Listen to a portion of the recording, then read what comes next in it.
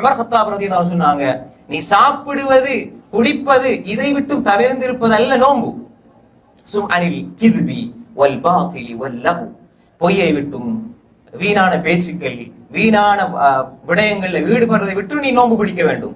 நோன்பு என்பது நீங்க பசித்திருப்பது தாகித்திருப்பது உணவை தவிர்த்து கொள்வது அதே மாதிரி குடிபானத்தை தவிர்த்து கொள்வது அல்ல நோன்பு. மாற்றமாக நோன்பு என்பது நீ பொய் பேசக்கூடாது, ஏமாற்றக்கூடாது, அதே போன்று புறம் பேசக்கூடாது, கோல் சொல்லக்கூடாது, பகை உணர்வை வளர்த்துக் கொள்ளக்கூடாது, குரோதங்களை வளர்த்துக் கொள்ளக்கூடாது. இதிலிருந்தெல்லாம் நோன்பு பிடிக்க வேண்டும். அதனால் ஜாபிர் இப்னு அப்துல்லா அல் அன்சாரி ரலியல்லாஹு அன்ஹு சொல்வதை இப்னு ஹஸம் ரஹிமஹுல்லாஹ் முஹல்லாவில் எழுதுகிறார்கள். உமர் ரலியல்லாஹு கருத்து முஹல்லால வருது.